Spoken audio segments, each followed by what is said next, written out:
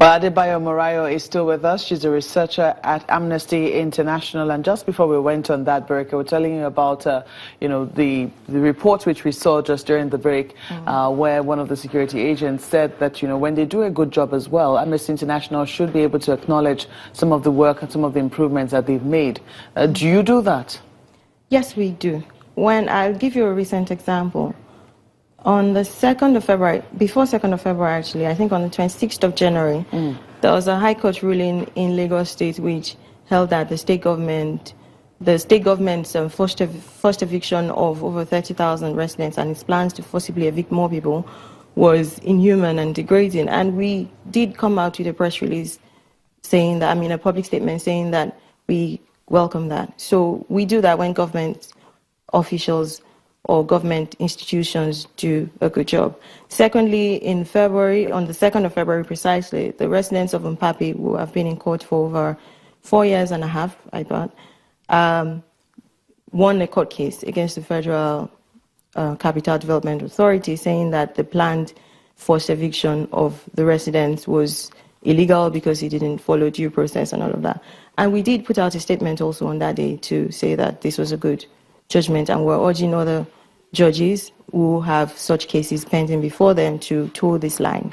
And so, yes, we do say... That is that's the judiciary, the security agencies I was speaking about more specifically. I'm going to read out a statement from Rabi Abubakar, who is the defense spokesperson. He says, Amnesty International would only encourage activities of non-state actors who take up arms against the state, killing, maiming, and destroying public property, but would always accuse security forces who are sacrificing everything to restore peace and normalcy.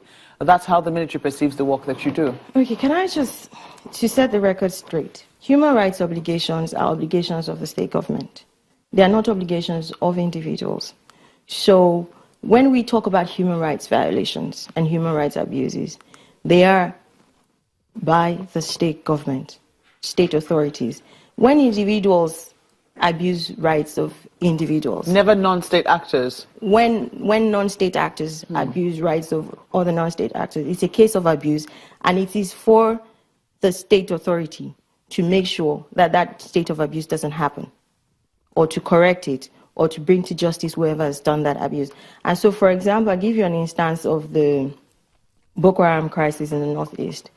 2 months before we released the report on the military violations, we released a report on the Boko Haram violations. And we called on state actors, state government, and even the international community to do everything that they can to bring these actors to book. So what we're saying is, in as much as violations are, human rights violations are by state authorities, our job as human rights watchdogs is to point out where these violations occur and what corrections need to be made. Our job is not to pat government on the back. So if the government is expecting us, we do that sometimes, but if that's an expectation from us, then it's not our priority. Well, we'll go to Lagos now. We'll take some questions from our colleagues in Lagos.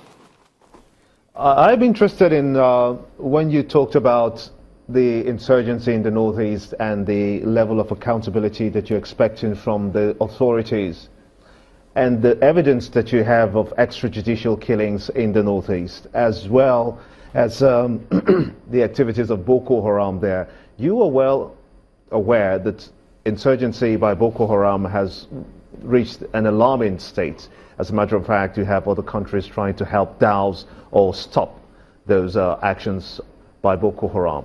How are you able to tell the difference if, for instance, a bullet wound or in a body lying dead is from the Nigerian army?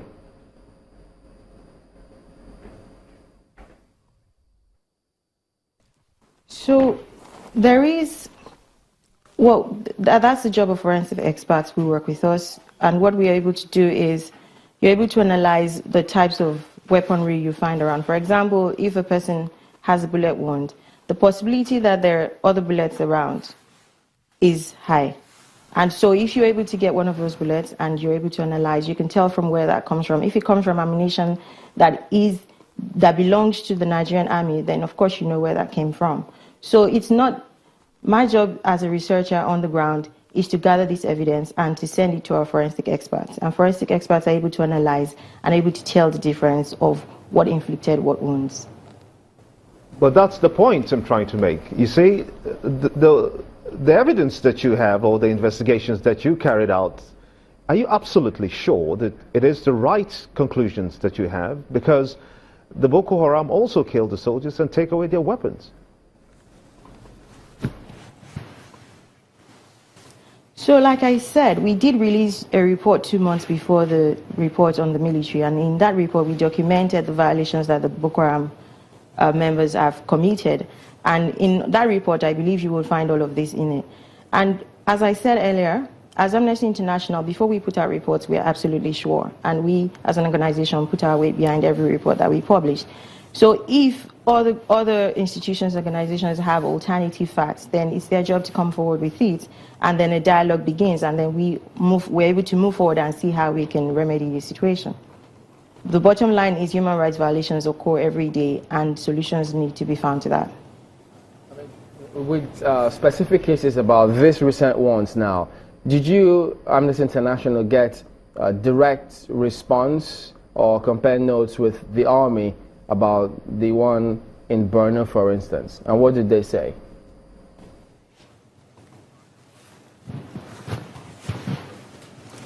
As I said, we always send our findings to them. And it's their job to respond or not respond. And you have seen that they've come out to deny it. They deny every allegation in totality. These denials are not new, but the unfortunate thing about denials is that they close the door to dialogue. So once they deny, then there's no room for that dialogue.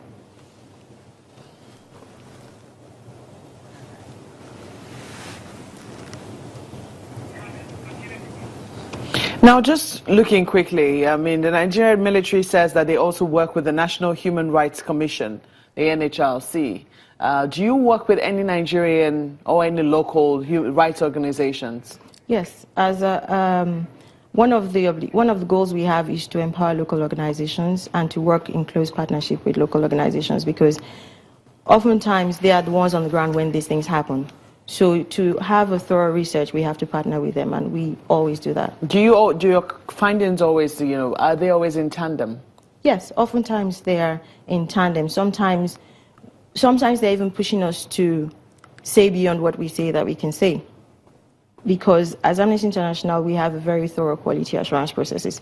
There are certain things that look like it, but because he hasn't reached our quality assurance threshold, we're not able to say it. And so sometimes we have partner organizations wanting us to even say much more than we're saying, and we have to explain to them that, look, based on our own findings, we're not able to absolutely say this.